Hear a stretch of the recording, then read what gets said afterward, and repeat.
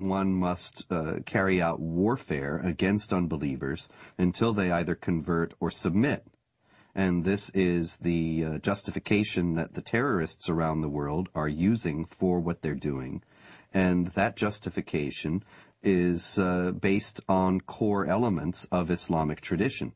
That being the case, it's very difficult for moderate Muslims, peaceful Muslims, to stand up within the Islamic community and to say this is not part of Islam.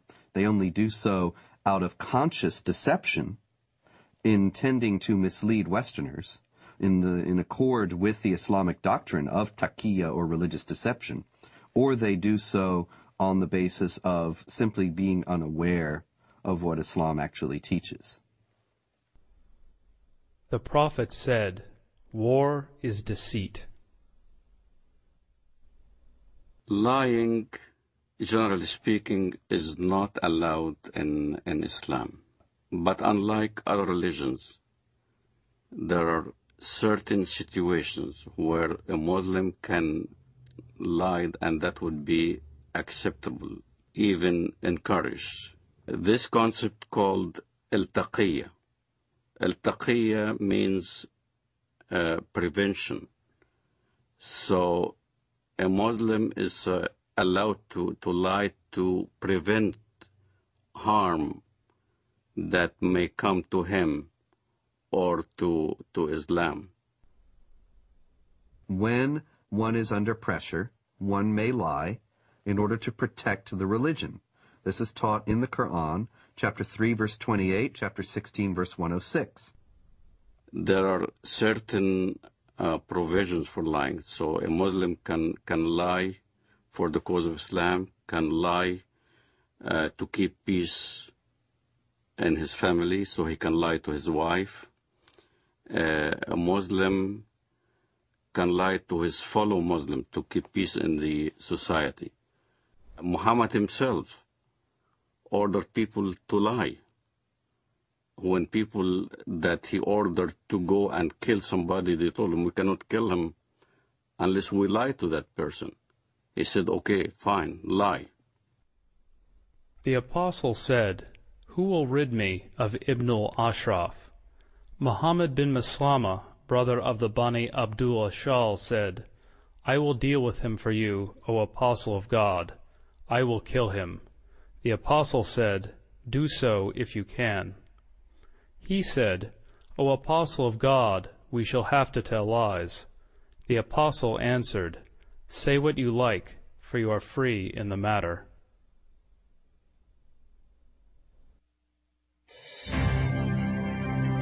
America is a land of diversity and service. I'm an African American. My forefathers overcame the trials of slavery. I am Native American. I am a journalist, wife, and mother. I'm of European heritage. One of my ancestors was a member of the Continental Congress. I'm Hispanic American. I've been a Girl Scout since I was 6 years old, and now I'm a troop leader. I served in our nation's armed forces, as have many of my relatives. My father served 2 tours of duty in Vietnam. Another fought for freedom at Gettysburg. 2 of my uncles fought for our country in the Korean War. And I am an American Muslim. And I am an American Muslim. And I am an American Muslim. I am an American Muslim. Muslims are part of the fabric of this great country and are working to build a better America. The spokesmen for Islam in the Western world know how to play the game. They know how to present their cause in the way that is not only regarded as acceptable by the societal mainstream, but also reasonable and even, one might say, just. They will appeal to democratic institutions and their human rights in the full knowledge that, given the power to do so, they would abolish those institutions and deny those rights to others. The Prophet said, "By Allah and Allah willing, if I take an oath and later find something else that is better than that, then I do what is better and expiate my oath." When I used to be working as a translator at the Loop College in Chicago, the fundraising for jihad movements, for the PLO at that time. We would do the translation for the announcements or the flyers that we hand out or we put on the walls of the college. And I remember the Arabic would be basically the facts. Bring your friends. We were intending to raise funds to support our jihad brothers in Lebanon, whether they're fighting in southern Lebanon against Israel or whatever. And then comes the English part. In the English part, it'd be the standard. We will be conducting a Middle Eastern cultural party.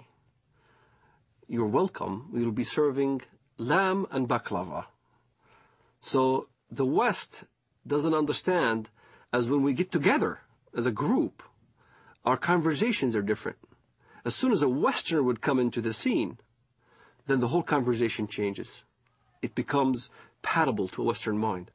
When I used to go to work, let's say, during the Gulf War, I used to go to work at an American company. And everybody would be hovering around a TV set as soon as there's a Scud missile hitting Riyadh or something like that. And everybody will be distraught, unhappy if a Scud lands in the American camp. And I will be standing there right amongst the American employees. Oh, that's too bad, oh, that's too bad. I'm sorry that, we had loss of life. And out of frustration from having to keep the truth of what I really felt, I would roll down the window on the freeway going home and scream as loud as I can, Allahu Akbar, Allah is great. Allahu Akbar, because this is the chantation you do when the enemy is killed, when you win. So if it was a victorious day for the Iraqis, when they land a Scud missile, it will be Allahu Akbar on the freeway. I know nobody could hear me now. And when I went to my apartment home, the rest of the apartment complex were also Arabs from the Middle East. We'd get together in my apartment, watch the Gulf War, and we'd be praising Allah every time there was some incident where Americans got killed. But it wasn't the same face that we put on when we were in an American environment. In an American environment, you played different scenario. You acted as you are on their side. So there's this whole facade that is hidden from the from the West of how Muslim fundamentalists who want to propagate jihad in America can act publicly. Is what we are witnessing today a clash of civilizations? We ask that of noted Palestinian scholar and professor of English and comparative literature at Columbia University, Dr. Edward Said. No, I don't think so, and I think the whole thesis is a bit of a false one, because in the first place, civilizations are not little packages that are kind of completely detached from each other. They're all connected in one way or another. And, so-called Western civilization has many elements of Islamic and Confucian and Latin American and Russian, all the things that... The basis of and prophet of this new version of Islam as a religion of peace and tolerance was Edward Said, who established in all universities and in academia this Islamic vision of peace. On this basis, the whole history of dhimmitude and jihad disappeared. Edward Said, who in his book Orientalism posited that criticism of the Islamic world on the part of Westerners was racist and imperialist. It is spread in order to make political points, to accustom Westerners to the idea that Muslims are here to stay in the United States and that they must not be questioned in terms of their loyalty to the secular framework of Western society, of the United States and of Europe as well. That they must not be questioned in this, despite Islam's historical, political character, because Islam is a religion of peace. And this fiction has become so entrenched in American public discourse as to be practically beyond question, such that anybody who does question it is immediately branded as a racist, a hate monger, a bigot. And this is a very effective tool in a country where racism is the cardinal